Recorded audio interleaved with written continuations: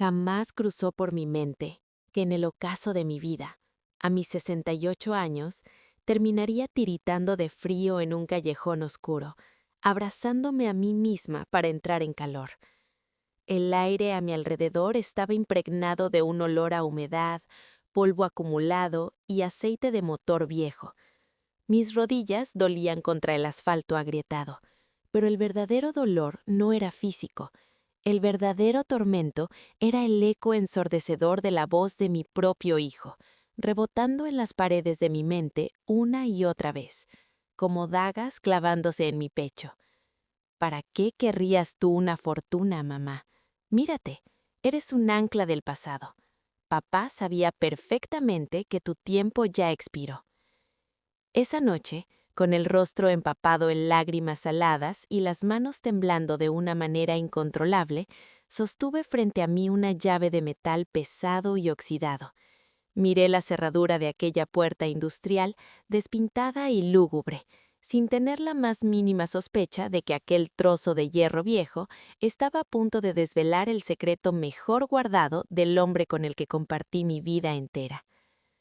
Pero antes de adentrarnos en la oscuridad de aquel lugar y descubrir lo que mi difunto esposo dejó atrás, me gustaría pedirte un pequeño favor.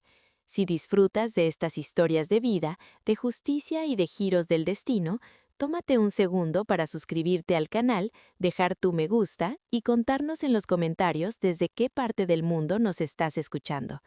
Tu apoyo es el motor que nos impulsa a seguir trayendo estos relatos que tocan el alma. Todo este calvario, esta pesadilla que parecía sacada de un guión macabro, tuvo su origen exactamente 3 semanas después de haber enterrado a Alejandro, mi amado Alejandro. 42 años de matrimonio se habían esfumado con su último aliento, dejándome en un vacío insoportable. Recuerdo aquella tarde en el despacho del notario, el señor Vargas. El ambiente era pesado, asfixiante, con ese olor característico a caoba antigua y cuero. Yo llevaba puesto el mismo traje sastre negro que había usado en el funeral. Sentía que el luto se había adherido a mi piel. A mi lado, sentado con una postura rígida y arrogante, estaba Diego, mi único hijo. Llevaba un traje de diseñador italiano que costaba más de lo que muchas familias ganan en un año, y no dejaba de mirar de reojo su costoso reloj suizo, como si la lectura de la última voluntad de su padre fuera una simple reunión de negocios que le estaba quitando tiempo valioso. El señor Vargas se aclaró la garganta. Noté que sus manos sudaban y evitaba mirarme directamente a los ojos. Había sido el abogado de la familia por más de una década, y su nerviosismo me provocó un nudo en el estómago. Ajustó sus lentes y comenzó a leer el documento oficial. Yo, Alejandro Mendoza, estando en pleno uso de mis facultades mentales, dispongo que mis bienes sean repartidos de la siguiente manera. El abogado tragó saliva antes de llegar a la parte crucial. A mi único hijo, Diego Mendoza, le lego la titularidad absoluta del penthouse ubicado en la zona exclusiva de la ciudad, así como el control total de mi portafolio de acciones, fondos de inversión y cuentas corporativas. El mundo se detuvo por un segundo. Un zumbido agudo invadió mis oídos. Esperaba escuchar mi nombre. Esperaba que Alejandro, el hombre que me prometió cuidarme hasta el final de los tiempos, hubiera asegurado el techo bajo el cual envejecería, pero el abogado continuó, casi en un murmullo apresurado. A mi esposa, Carmen, le dejo como única herencia la propiedad registrada bajo el lote 42 en el Distrito Industrial Sur, el antiguo almacén, incluyendo todo lo que se encuentre en su interior. ¿Un almacén? ¿Un viejo galpón en una zona abandonada de la ciudad? Mi respiración se cortó. Después de 42 años de devoción, de cuidar a Alejandro en la salud y en la terrible enfermedad que lo consumió, ¿su legado para mí era un espacio vacío y lleno de polvo? Me quedé paralizada, incapaz de articular una sola palabra, tratando de encontrarle sentido a lo que parecía una cruel broma de mal gusto. Fue entonces cuando sentí la mano de Diego posarse sobre mi hombro. No fue un toque de consuelo. Sus dedos apretaron mi clavícula con una fuerza calculada, casi posesiva. Se inclinó a mi oído y con un tono que simulaba lástima frente al abogado, susurró: «Tranquila, mamá, yo me encargaré de administrarlo todo, no te faltará nada». Yo, ingenua y cegada por el dolor de la viudez, no comprendí la verdadera naturaleza de esas palabras. No entendí que no era una promesa de cuidado, sino una declaración de poder. La verdadera pesadilla se desató esa misma noche. Regresé a la que aún consideraba mi casa, el inmenso penthouse de paredes de cristal que Alejandro y yo habíamos decorado juntos hace más de una década. Cada mueble, cada cuadro, cada rincón tenía impregnada la esencia de nuestra vida en pareja. Sin embargo, al cruzar la puerta principal, me topé con una escena que me heló la sangre. En el centro del elegante recibero había 2 maletas grandes. Eran mis maletas. Diego bajaba por la escalera de caracol sosteniendo una copa de whisky en la mano, con la corbata desabrochada. Ya no quedaba rastro del hijo comprensivo que fingió ser en el despacho del abogado. «¿Qué significa esto, Diego?», pregunté, con la voz temblorosa, señalando el equipaje. Él dio un sorbo a su bebida y me miró con una frialdad que me congeló la sangre. Era la mirada de un tiburón corporativo analizando a una presa sin valor. «Significa que es hora de ser prácticos, mamá», dijo con su tono de negocios, el mismo que utilizaba para despedir empleados. El testamento fue muy claro. El penthouse es mío. Y, para ser honesto, tengo a unos contratistas e inversionistas viniendo mañana a primera hora. Necesito demoler varias paredes, modernizar el espacio. Tu presencia y tus antigüedades no encajan con la imagen que necesito proyectar. Sentí como el suelo desapareciera bajo mis pies. El vértigo me obligó a apoyarme contra la pared. «Pero ¿a dónde se supone que vaya, hijo? Es de noche. Esta es mi casa. Fue la casa de tu padre». Diego soltó una carcajada seca, carente de cualquier atisbo de humor. «Era la casa de mi padre. Ahora es mi activo financiero. Puedes irte a vivir con la tía Rosa un tiempo. O mejor aún, su sonrisa se torció en una mueca de crueldad absoluta. Puedes mudarte a ese fabuloso almacén viejo que papá decidió dejarte. Aún no entiendo por qué no vendió esa basura hace años. Quizás puedas abrir un taller de reparación de bicicletas a tu edad». «Soy tu madre», grité, con el pecho destrozado, buscando en el fondo de sus ojos al niño al que le curaba las heridas en las rodillas. Pero ese niño ya no existía. «Eres un estorbo para mi crecimiento, mamá», sentenció él, acercándose a mí para que sus palabras tuvieran un impacto letal. «¿De qué te serviría una verdadera fortuna? ¿Qué ibas a hacer con millones de dólares o un penthouse de lujo? Papá era un hombre brillante. Él sabía que tu tiempo ya expiró, que no tienes la capacidad para manejar el mundo real. Por eso me lo dejó todo a mí». La brutalidad de sus palabras fue un golpe directo a mi cordura. ¿Cómo habíamos llegado a esto? ¿En qué momento el hijo por el que sacrifiqué mi juventud se había convertido en un monstruo cegado por la avaricia? El shock fue tan inmenso que las lágrimas se negaron a salir. Me había quedado vacía. Sin decir una sola palabra más, tomé mis maletas, agarré mi bolso donde guardaba la pesada y oxidada llave del almacén y salí de ahí para siempre. Escuché el golpe seco de la puerta cerrándose a mis espaldas, sellando mi destierro. Conduje sin rumbo por las calles de la ciudad durante horas. Las luces de los semáforos se difuminaban a través del parabrisas, mientras finalmente el llanto reprimido estalló en mi pecho. Sollozaba golpeando el volante. Cuestioné mi vida entera.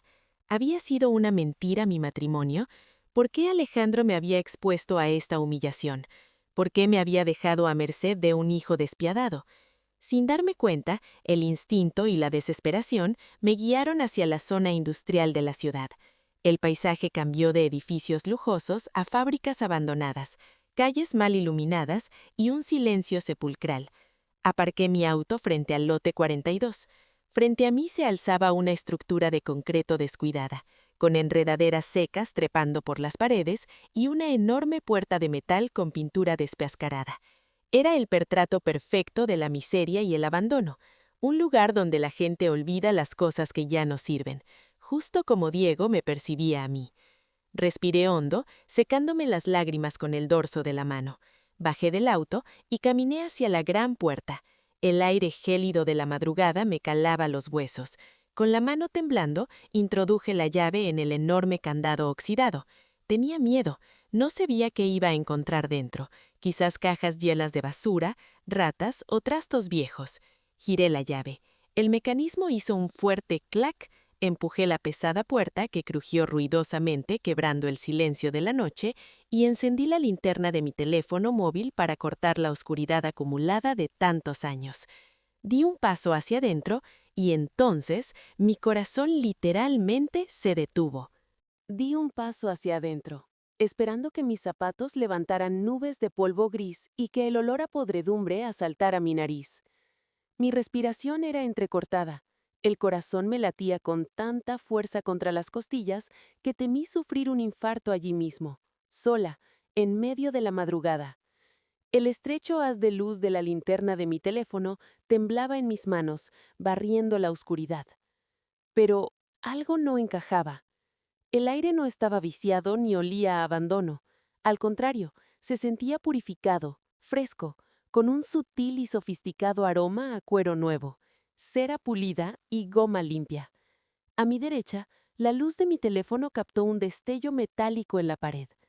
No era un interruptor viejo cubierto de telarañas, sino un panel de control digital ultramoderno que emitía un suave parpadeo azul.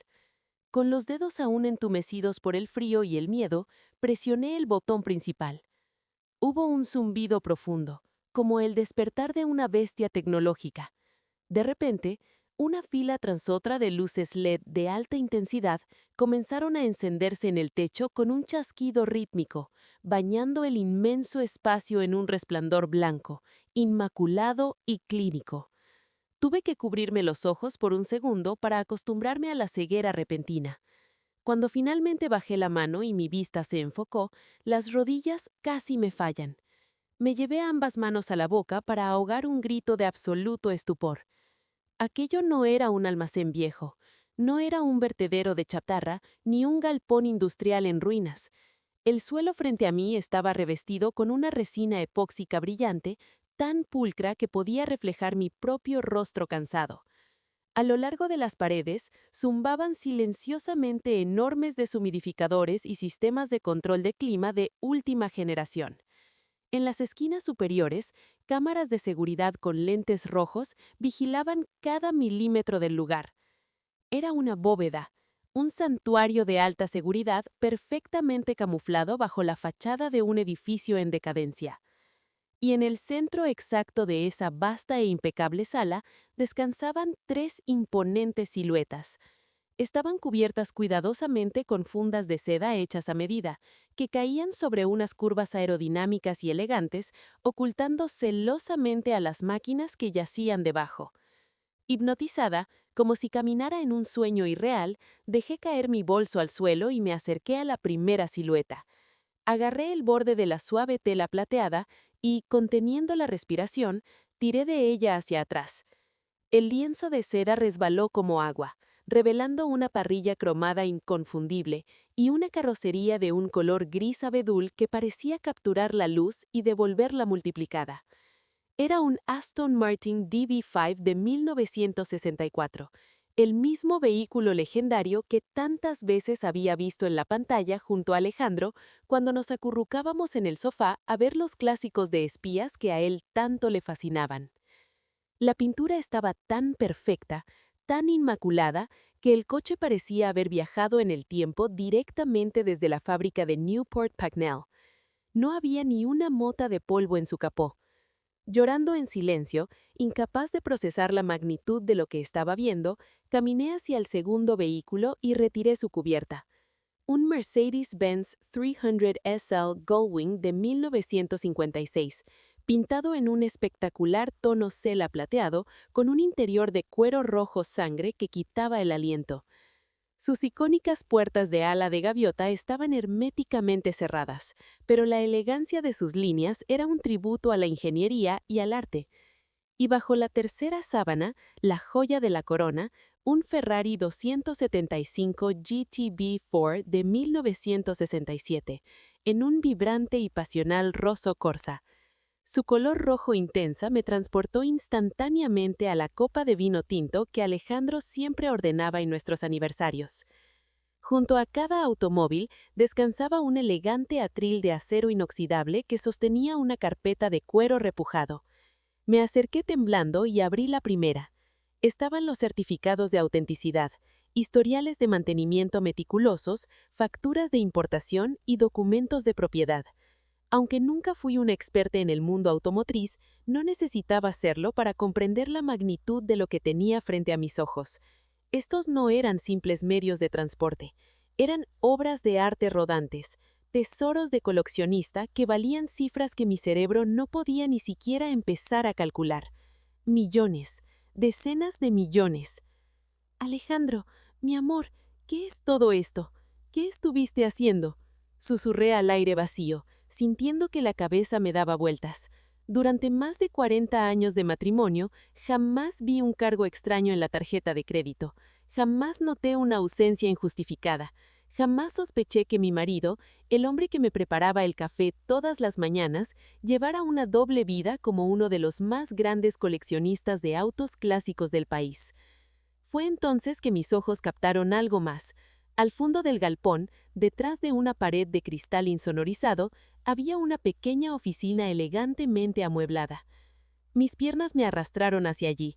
Al empujar la puerta de cristal, el olor a loción de afeitar de Alejandro me golpeó con tanta fuerza que casi caigo de rodillas. Era su refugio. Había un sillón Chesterfield de cuero morán, una pequeña biblioteca, un escritorio de caoba macizo y justo en el centro del escritorio, iluminado por una lámpara de banquero de luz cálida, reposaba un sobre grueso de papel pergamino. Mi nombre, Carmen, estaba escrito en el centro con esa caligrafía firme e inconfundible que Alejandro usaba para firmar nuestros cheques y nuestras tarjetas de Navidad. Al lado del sobre había un pequeño dispositivo metálico, una llave de seguridad USB. Me dejé caer pesadamente en el sillón de cuero de Alejandro. Mis manos temblaban tanto que me costó varios intentos romper el sello del sobre. Al desdoblar las gruesas hojas de papel, las lágrimas ya nublaban mi visión. Respiré hondo, parpadeé para aclarar mis ojos y empecé a leer las palabras que cambiarían el rumbo de mi existencia para siempre. Mi amada, mi eterna Carmen.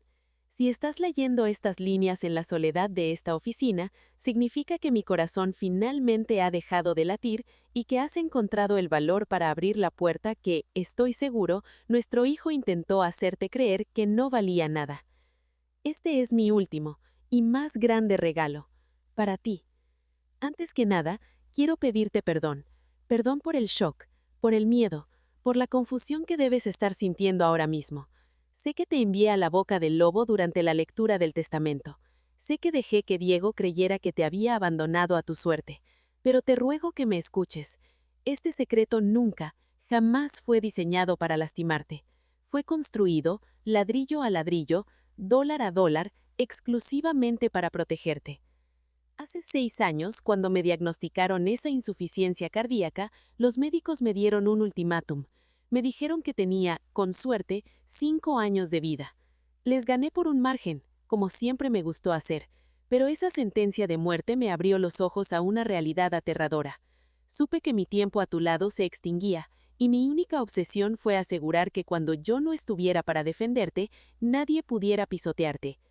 Y con nadie, mi amor, me refiero tristemente a nuestra propia sangre. Sé que te estarás preguntando por qué el testamento fue tan cruel. ¿Por qué le dejé el penthouse, el imperio corporativo y las acciones a Diego, dejándote a ti, en apariencia, en la indigencia? Créeme, esa decisión me robó más noches de sueño que el dolor de mi enfermedad. Pero en la última década, observé a nuestro hijo desde las sombras. Vi cómo el niño dulce que criamos se transformó en un tiburón despiadado. Su ambición se volvió tóxica, se volvió calculador, frío, un adorador de las apariencias y del estatus social. Pero lo que me rompió el alma fue cómo te trataba. Observé sus miradas de desdén cuando tú hablabas, vi cómo invalidaba tus opiniones en la mesa, cómo te interrumpía, cómo te hacía sentir invisible e inútil cuando creía que yo no prestaba atención. La verdad, Carmen, Es que me aterraba lo que Diego haría si dividía la herencia en partes iguales.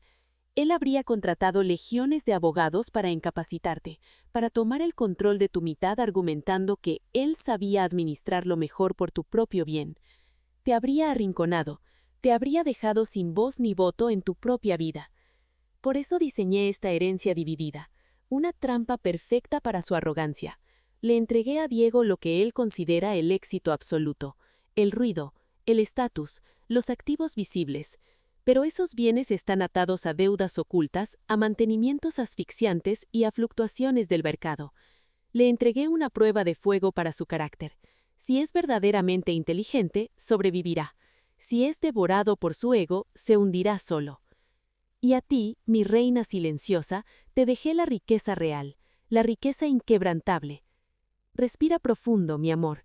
Solo los 3 vehículos que están aparcados ahí afuera están valuados actualmente en más de 12 millones de dólares en el mercado internacional de coleccionistas. Son bienes libres de impuestos corporativos, libres de hipotecas y su valor aumenta cada segundo que pasa. En la carpeta gris encontrarás el contacto de Mateo Navarro, mi broker y amigo de absoluta confianza. Él sabe quién eres y está esperando tu llamada. Él te guiará. Pero esto no es todo. Detrás de ti hay una caja segura. La combinación es el día en que nos dimos nuestro primer beso en la plaza. Ahí adentro, junto con la llave de seguridad, encontrarás los títulos de propiedad de un fideicomiso. A la mañana siguiente, me desperté con una extraña y renovada serenidad. No había ventanas en la bóveda principal, pero una suave luz artificial simulaba el amanecer dentro de mi pequeño refugio de cristal. Preparé una taza de café en la máquina compacta que Alejandro había instalado en la oficina y me senté frente al escritorio, respirando el aroma a grano tostado que se mezclaba con el olor a cuero de los asientos del Aston Martin que brillaba al otro lado del cristal. Con las manos mucho más firmes que la noche anterior, tomé mi teléfono móvil y marqué el número que estaba escrito en la carpeta gris, el de Mateo Navarro. Contestó el segundo tono, como si hubiera estado velando el teléfono. «Señora Carmen». Su voz era profunda, educada y cálida. «He estado esperando su llamada durante semanas. Primero que nada, reciba mis más sinceras y profundas condolencias. Alejandro no solo era el cliente más astuto que he tenido el honor de asesorar, sino un verdadero amigo». Apenas un par de horas después, el sistema de seguridad de la puerta principal me alertó de su llegada. Mateo Navarro era exactamente como me lo había imaginado. Un caballero en sus 60, de cabello plateado peinado hacia atrás, vestido con un impecable traje de tweed inglés y un maletín de cuero genuino en la mano. Mientras caminábamos entre las 3 joyas automotrices, Mateo me explicó la visión de mi esposo. Alejandro era metódico, casi un cirujano de las finanzas. Comenzó a decir, acariciando suavemente el capó del Ferrari 275 GTB/4. Comenzó a adquirir estas piezas maestras hace exactamente 6 años, justo después de su diagnóstico. Cuando le pregunté por qué invertir millones en autos clásicos en lugar de más bienes raíces comerciales, me dio una respuesta que nunca olvidaré. Mateo me miró a los ojos esbozando una sonrisa nostálgica. Me dijo, «Mateo, las acciones en la bolsa son números invisibles en una pantalla que parpadea. Los bonos son papeles sin alma. Pero esto es arte que respira. Es historia tangible. Quiero dejarle a Carmen algo que pueda tocar, que pueda admirar, algo que le saque una sonrisa con solo mirarlo». Un nudo de ternura se formó en mi garganta. Era tan típico de Alejandro, pragmático hasta la médula, pero con un corazón de poeta que muy pocos lograban ver. La colección entera, señora Carmen, está valuada conservadoramente en 12.5 millones de dólares, y su apreciación crece un 8% anual. Alejandro ya dejó pagado el mantenimiento, el control de clima y el seguro de máxima cobertura de este lugar por los próximos 10 años. Usted no tiene que gastar un solo centavo.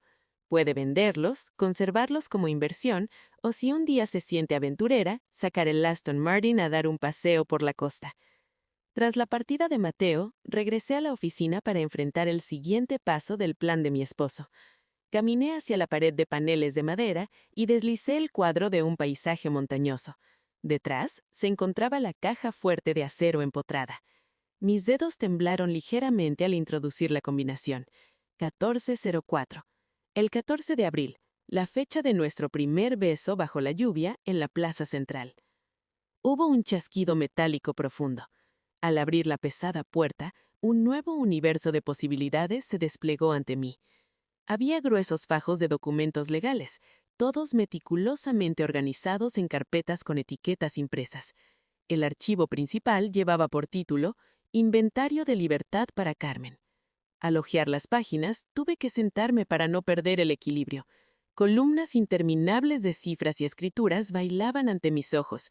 Había un edificio de apartamentos de lujo en la capital que generaba rentas mensuales exorbitantes, una próspera finca vinícola en el valle y un fideicomiso bancario internacional a mi nombre que garantizaba que, incluso si viviera 200 años, jamás me faltaría nada.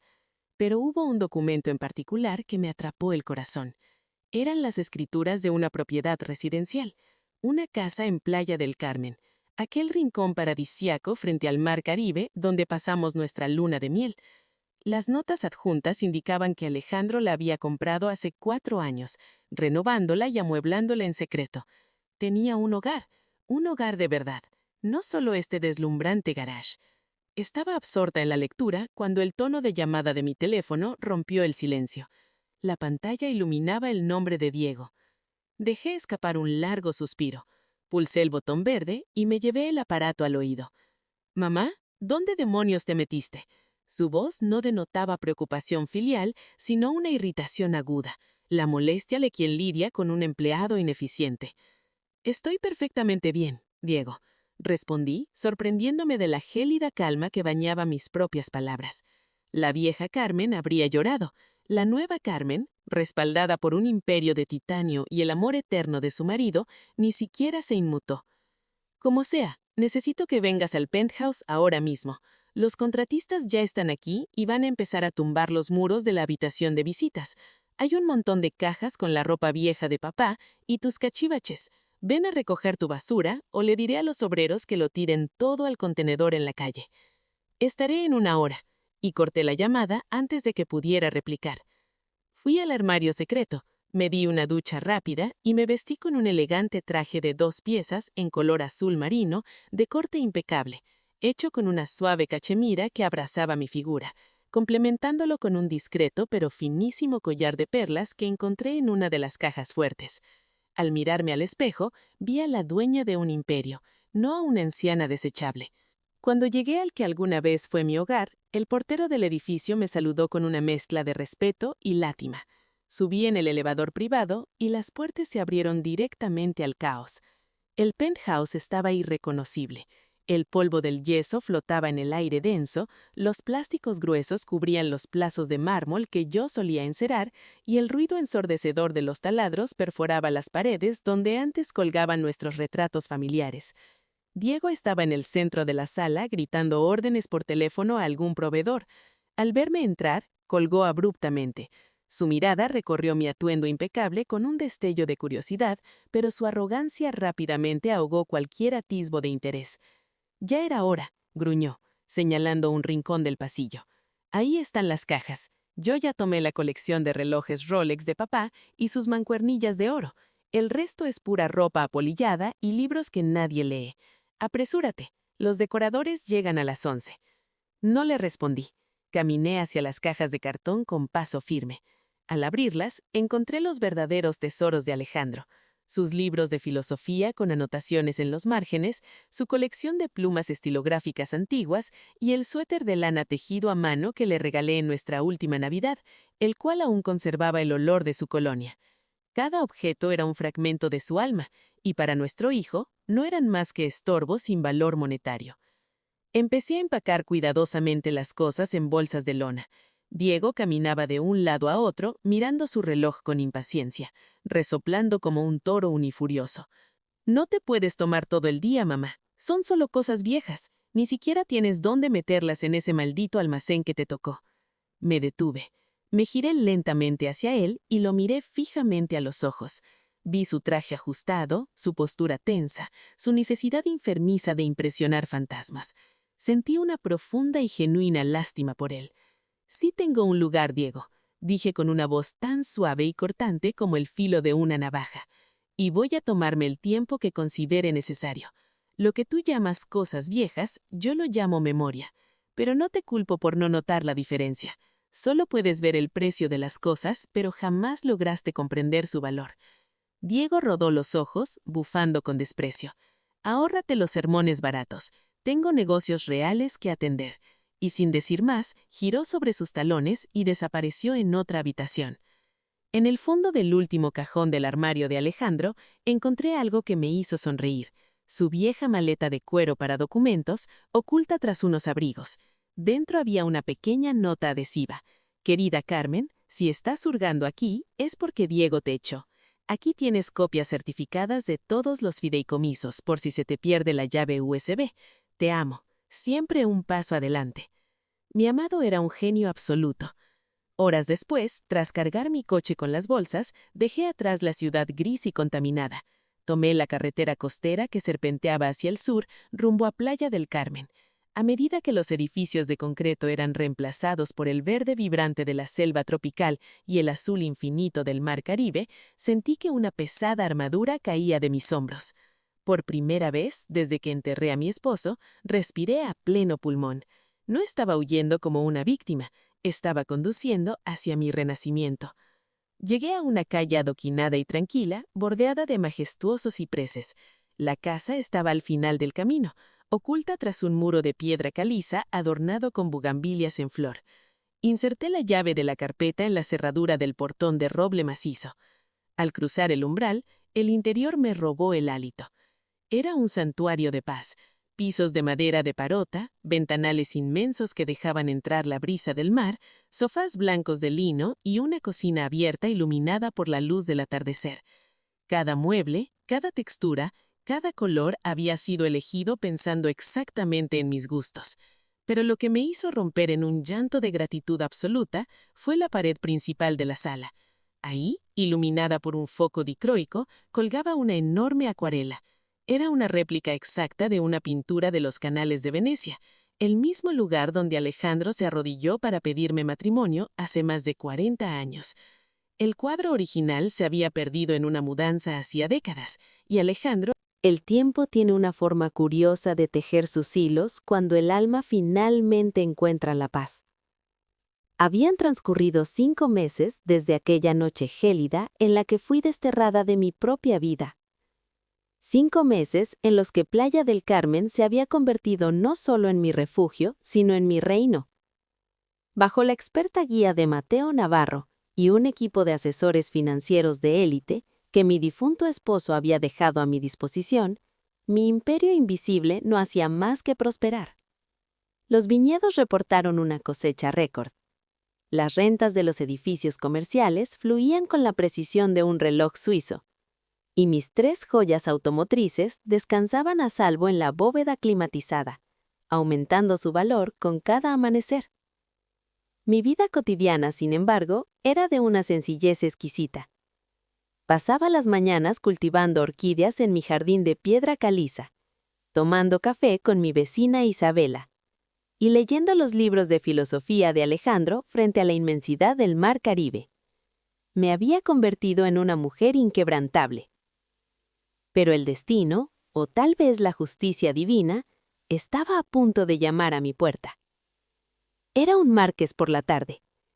El sol teñía el horizonte de tonos naranjas y púrpuras cuando el crujido repentino de unos neumáticos sobre la grava blanca de mi entrada rompió la sinfonía de las olas. No esperaba visitas. Me quité los guantes de jardinería. Me sacudí la tierra del delantal de lino y caminé hacia el portón de roble. Al abrir, me encontré frente a frente con una mujer joven, vestida con un traje sastre gris que, aunque costoso, lucía arrugado. Su cabello, normalmente recogido en un moño estricto, mostraba mechones rebeldes cayendo sobre su frente perlada de sudor. Sus ojos reflejaban pánico. La reconocí de inmediato. Era Valeria, la asistente ejecutiva personal de Diego. La misma mujer que meses atrás organizaba la agenda de mi hijo con la frialdad de un robot corporativo. «¿Señora Carmen?»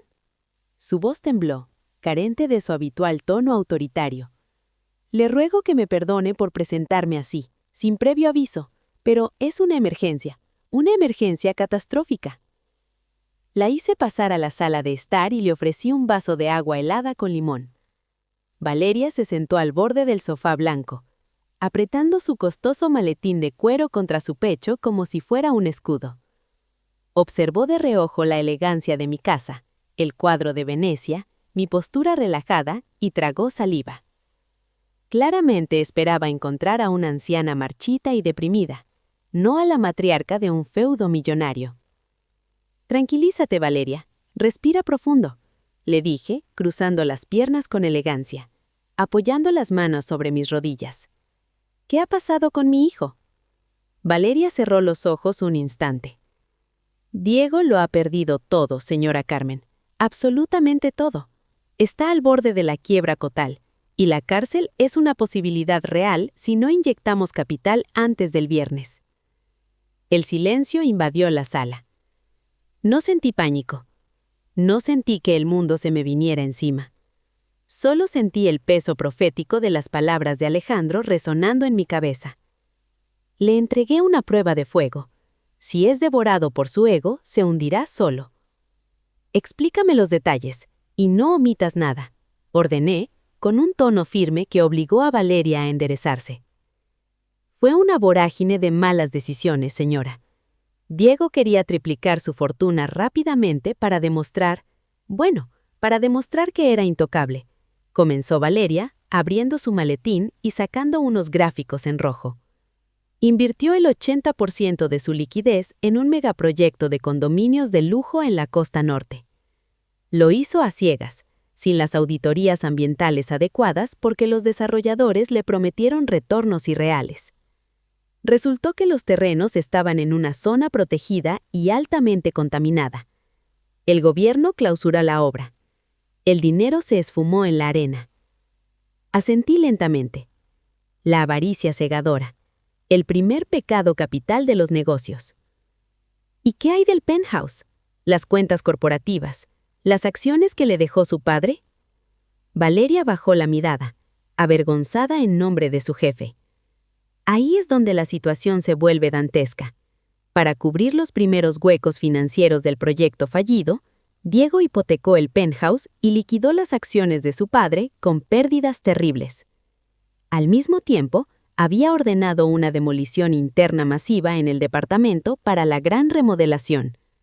Pero los fondos se agotaron. No pudo pagarle a la constructora. Los contratistas detuvieron la obra y lo demandaron. El banco está a punto de embargar la propiedad. Diego lleva semanas durmiendo en un colchón inflable en medio de los escombros. No contesta el teléfono. Ha ahuyentado a todos sus amigos de la alta sociedad. Está destruido.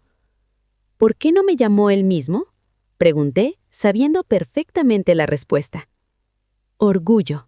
Su maldito orgullo. Valeria casi escupió la palabra. Prefiere hundirse en el barro antes que admitir ante usted que fracasó. Vine aquí arriesgando mi empleo, porque sé que aunque él la echó de su vida, usted sigue siendo su madre. Usted es la única que tiene los recursos para frenar el embargo. Me levanté del sofá y caminé hacia el inmenso ventanal que daba al mar. Las olas rompían violentamente contra los arrecifes, al igual que la vida de Diego se estaba estrellando contra la realidad. Sentí un pinchazo en el corazón. Era mi hijo, lo había llevado en el vientre. Pero también sabía que si le extendía un cheque en blanco, no lo estaría salvando. Estaría financiando su soberbia y preparándolo para una ruina aún mayor en el futuro. Regresa a la ciudad, Valeria. Díjele a Girnarte hacia ella con una expresión inescrutable. Dile a Diego que mañana a las 10 de la mañana estaré en el penthouse. Si no está allí para recibirme, que se dé por muerto financieramente. Al amanecer, subí a mi SUV Range Rover negro, un vehículo robusto y elegante que había adquirido para mis traslados largos, y emprendí el viaje de regreso a la ciudad de concreto. A medida que me acercaba al corazón financiero de la metrópoli, el cielo se tornó gris y opresivo. Cuando el ascensor privado del edificio se detuvo en el piso de Diego y las puertas de metal se abrieron, el impacto visual fue brutal. El lujoso penthouse, que una vez fue el pináculo del éxito de Alejandro y mío, parecía una zona de guerra tras un bombardeo. No había paredes divisorias. Los cables eléctricos colgaban del techo como entrañas de un animal destripado. Las tuberías de cobre estaban oxidadas por la humedad del aire acondicionado apagado. El suelo, antes cubierto de reluciente mármol italiano, ahora era un mar de escombros, polvo de yeso en balanza, latas de bebidas energéticas vacías y herramientas abandonadas por contratistas furiosos. El olor a humedad y desesperación era asfixiante. Caminé lentamente entre las ruinas, mis zapatos de diseñador resonando contra el concreto desnudo. ¿Mamá? La voz provino del fondo del inmenso y vacío salón. De entre las sombras que proyectaban los plásticos de construcción que cubrían los ventanales, emergió una figura. Casi no lo reconozco. Diego, el hombre que hace 5 meses vestía trajes de miles de dólares y llevaba un Rolex en la muñeca, parecía un fantasma indigente. Llevaba una camisa arrugada, manchada de sudor y café. Tenía una barbilla descuidada de varias semanas que le sumaba 10 años a su rostro. Sus ojos, antes afilados y despectivos, ahora estaban hundidos, inyectados en sangre y rodeados de unas ojeras moratadas que delataban infinitas noches de insomnio. Había perdido peso dramáticamente. Sus pómulos sobresalían bajo su piel cetrina. El contraste entre los dos era devastador. Él, que me había llamado viejita inútil, estaba al borde del colapso físico y mental. Yo, envuelta en un abrigo de seda y lino, irradiaba una vitalidad y un poder que llenaban todo el espacio destruido. Diego se detuvo a 3 metros de mí. Sus ojos recorrieron mi atuendo, mi cabello perfectamente arreglado, la seguridad de mi postura. Tragó saliva y pude ver cómo el último pilar de su inmenso ego comenzaba a resquebrajarse. Veo que la vida en el almacén te ha tratado bien, intentó bromear, pero su voz se quebró a la mitad de la frase, revelando el miedo de un niño aterrorizado. No sonreí. No le mostré lástima. Mantuve mi rostro esculpido en piedra. Valeria fue a buscarme, Diego. Me contó la masacre financiera que has provocado. He comido del error y me ha hecho más fuerte, dijo. Esa maldita entrometida. Le dije que no te buscara. Era un proyecto seguro, mamá. Me estafaron. Eran regulaciones gubernamentales absurdas. Los contratistas me apuñalaron por la espalda. Yo no. Basta. Mi grito resonó en las paredes desnudas, haciéndolo saltar en su sitio. El silencio que siguió fue absoluto, cortante. Ahórrate las excusas, Diego. No estás hablando con tus amigos del club de golf. Estás hablando con la mujer a la que echaste a la calle en la noche más fría del año. Estás en la ruina por tu propia soberbia, porque quisiste volar más alto que tu padre sin tener sus alas. Despreciaste el cuidado, despreciaste el consejo, y te dejaste cegar. Las palabras quedaron suspendidas en el aire gélido y polvoriento del penthouse, pesadas como lápidas. El precio más alto de toda tu vida. Diego me miró con los ojos muy abiertos, parpadeando erráticamente, como si estuviera tratando de descifrar a una completa extraña. Y en cierto modo lo era. La madre sumisa que él recordaba, aquella que agachaba la cabeza para evitar conflictos, había muerto la noche en que él la arrojó a la calle. En su lugar, se erguía una matriarca forjada en la traición y reconstruida con el acero del amor de Alejandro. ¿De qué precio hablas?, preguntó Diego, con un hilo de voz, dando un paso atrás hasta chocar contra un pilar de concreto desnudo. ¿Quieres intereses? ¿Quieres que te firme pagarés con el doble del valor de la deuda? Lo haré. Solo dime cuánto quieres, mamá. Cerré los ojos por una fracción de segundo, sintiendo una punzada de dolor en el pecho. Incluso ahora, al borde del abismo, mi hijo seguía creyendo que todo en este mundo se solucionaba extendiendo un cheque o firmando un contrato. Abrí mi bolso de cuero y saqué una pesada carpeta negra. Era el dossier que Mateo Navarro y yo habíamos preparado durante la madrugada, basado en los documentos secretos de la bóveda. Caminé hacia un viejo barril de pintura volcado que los obreros habían dejado en medio del salón y dejé caer la carpeta sobre él. El eco del golpe resonó en las paredes vacías. «Ábrela», ordené, señalando el documento. Diego dudó, pero el miedo a la cárcel era más fuerte que su orgullo herido. Con las manos temblorosas, desató el cordón de la carpeta y comenzó a pasar las páginas.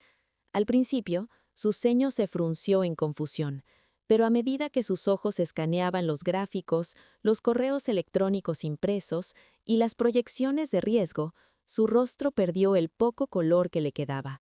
Sus rodillas comenzaron a temblar visiblemente.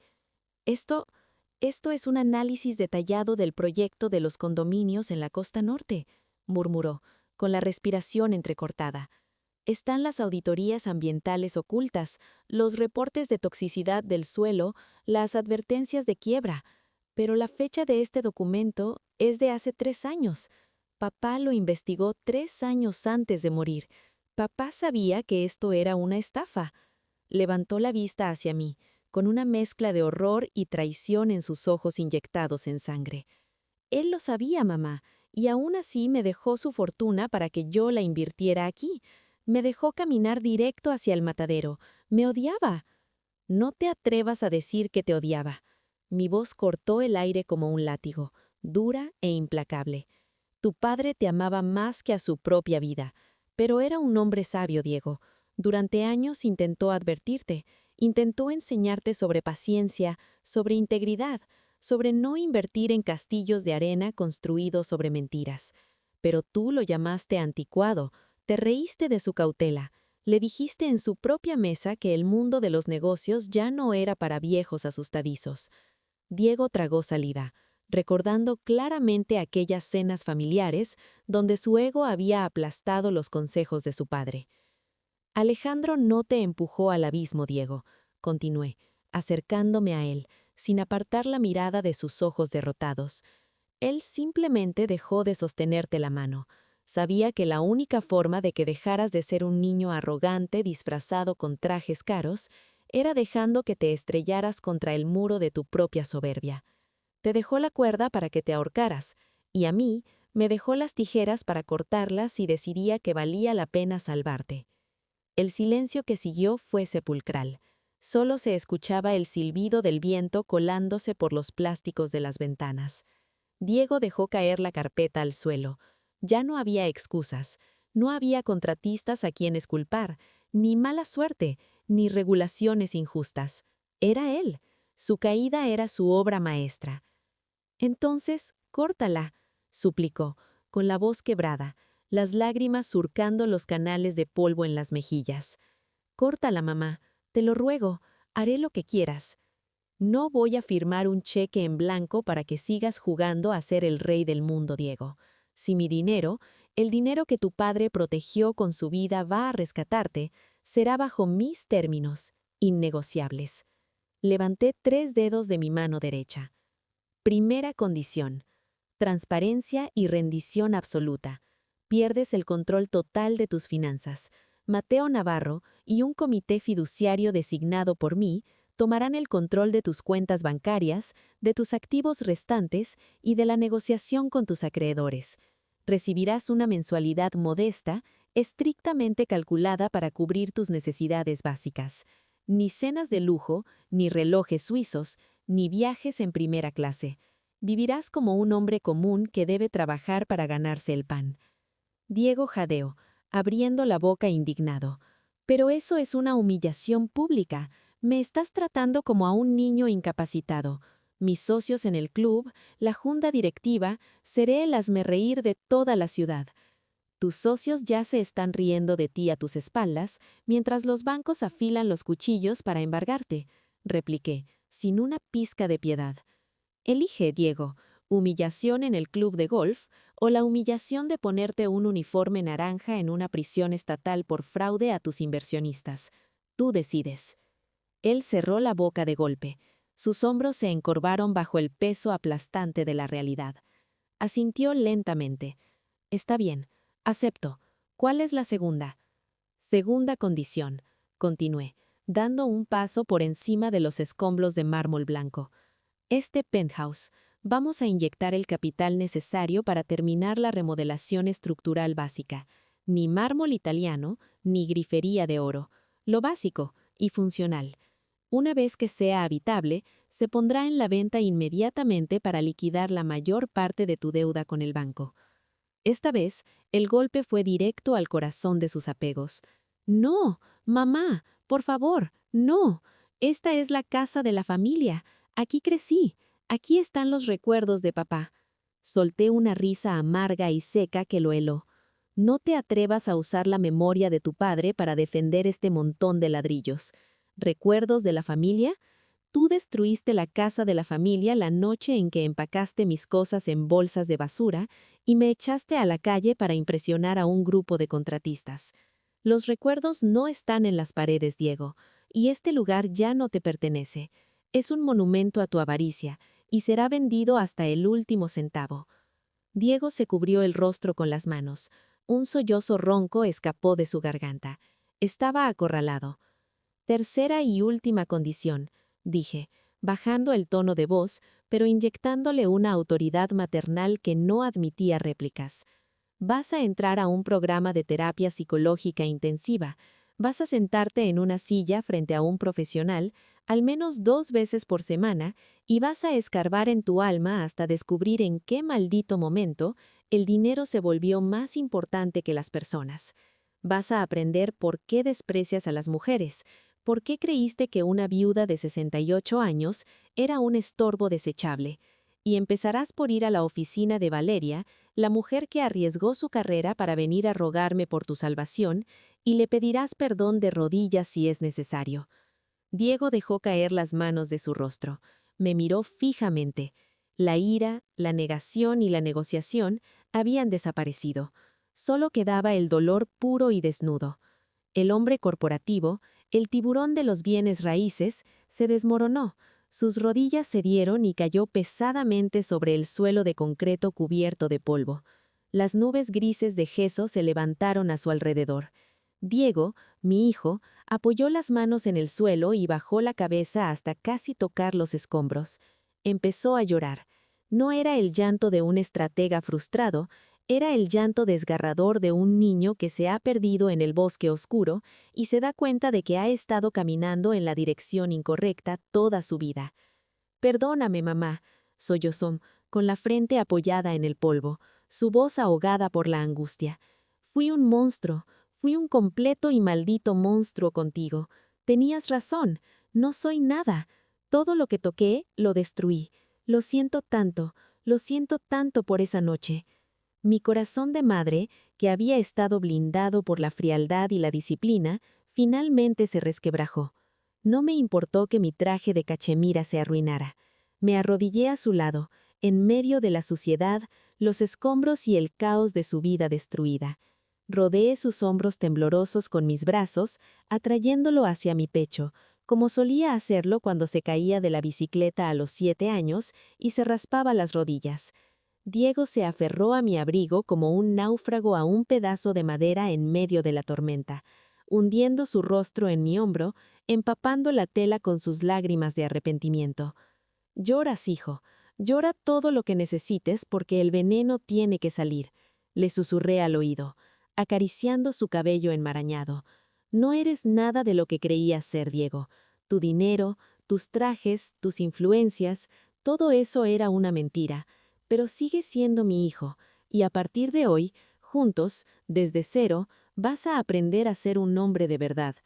Ahí en el suelo helado de un penthouse en ruinas, firmamos el pacto más importante de nuestras vidas, no con tinta ni con abogados, sino con lágrimas, polvo y el perdón absoluto de una madre que tuvo que convertirse en verdugo para poder ser redentora. La batalla. El tiempo, cuando se vive con propósito y paz, adquiere una textura diferente. Ya no se escurre entre los dedos como arena fina, sino que fluye con la majestuosidad de un río tranquilo. Habían transcurrido 11 meses desde aquella tarde desgarradora entre los escombros del penthouse. 11 meses desde que mi hijo y yo lloramos abrazados en el suelo de concreto, sellando un pacto de redención. La primavera había regresado a Playa del Carmen, vistiendo mi jardín con una explosión de colores vibrantes. Las bugambilias fucsias trepaban por los muros de piedra y el aroma a jazmín dulce se mezclaba perfectamente con la brisa salada del mar Caribe. Yo estaba de rodillas sobre el césped, podando mis rosales con una tranquilidad absoluta, cuando el sonido de un motor interrumpió la sinfonía de las olas. Me giré lentamente. Aparcado frente a mi portón de roble, no había un sedán alemán de lujo ni un deportivo estridente. Era un automóvil compacto, modesto, de un color gris neutro. La puerta del conductor se abrió y de ella descendió Diego. Me quité el sombrero de paja y me quedé observándolo en silencio, asimilando la inmensidad de su transformación. Ya no quedaba rastro del tiburón corporativo arrogante, engreído y asfixiado por las apariencias. Vestía unos pantalones de algodón beige, una camisa de lino azul claro con las mangas remangadas y zapatos cómodos.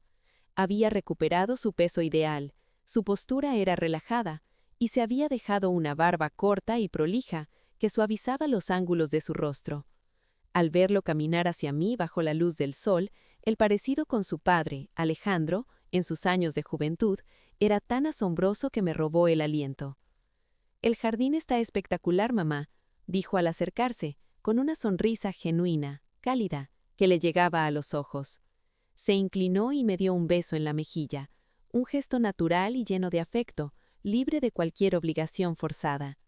«Es increíble lo que un poco de paciencia, agua y buena tierra pueden lograr, ¿verdad?», respondí, devolviéndole la sonrisa con un doble sentido que ambos comprendimos a la perfección.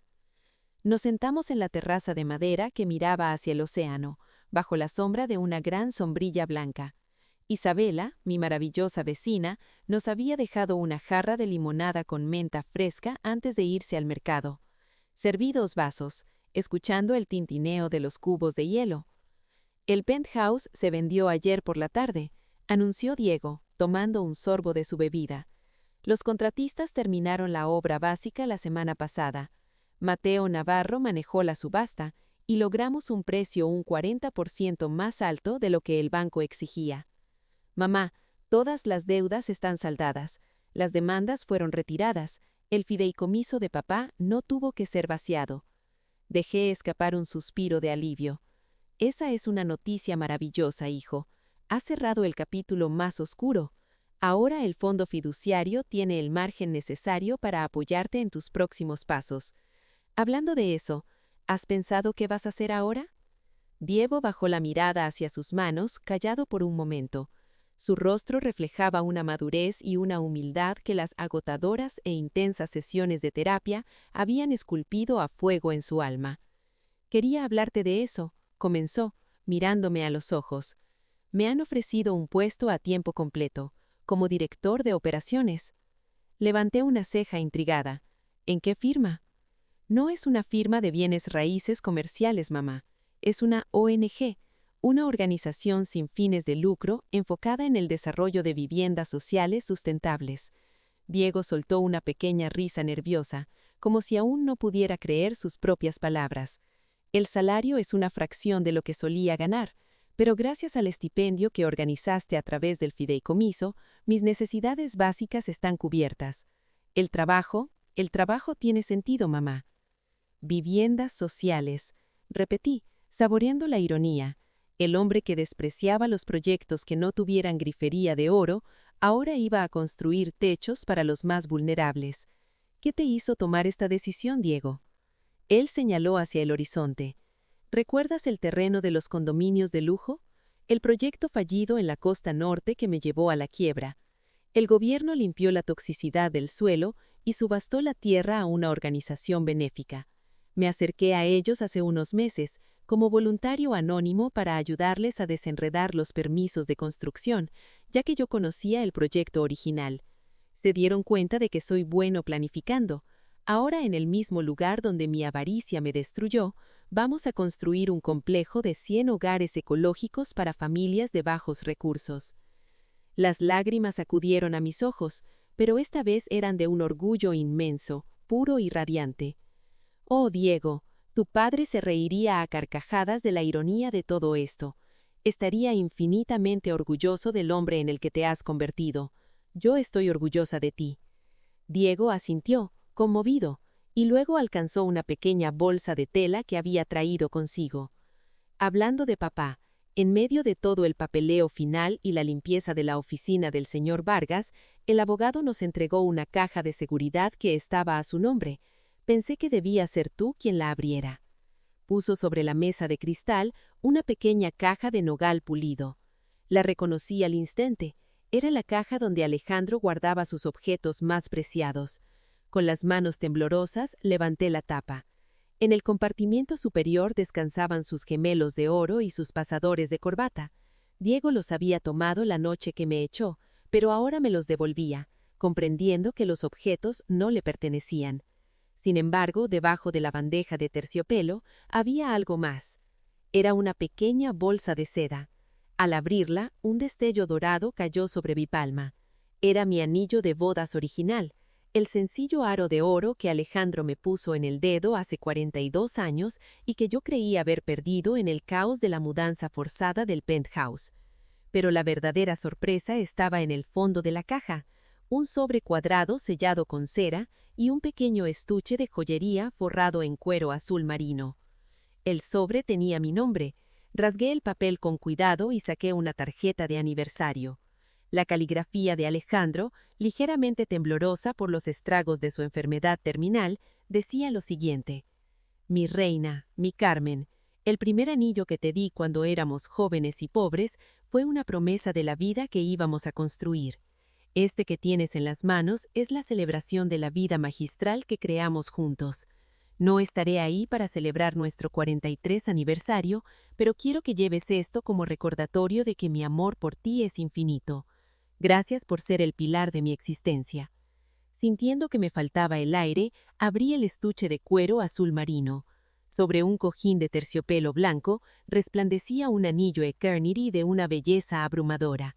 Estaba insertado con diamantes de talla perfecta y zafiros de un azul tan profundo como el océano que teníamos frente a nosotros.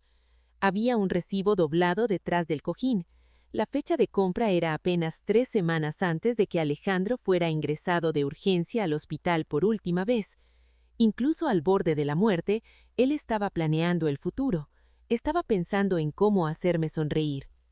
Llorando silenciosamente, deslicé el simple aro de oro en mi dedo anular y justo por encima de él coloqué el resplandeciente anillo de zafiros. Encajaban perfectamente.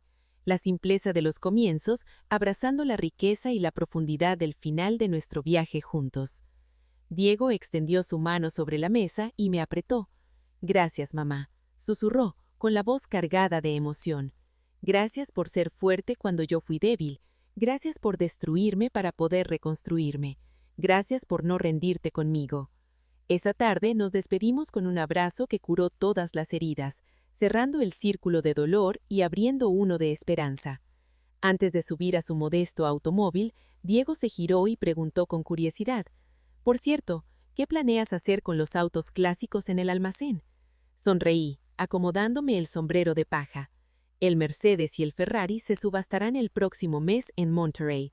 El dinero irá directamente a una fundación de educación financiera para mujeres mayores y al fondo universitario de mis futuros nietos, si es que algún día decides darme algunos. Pero el Aston Martin, ese se queda conmigo. Aquel mismo día, horas más tarde, cuando el sol comenzó a derretirse en el horizonte tiñendo el cielo de un naranja fuego, el rugido de un motor de 6 cilindros rompió el silencio de la carretera costera. Yo estaba al volante, del Aston Martin DB5 plateado.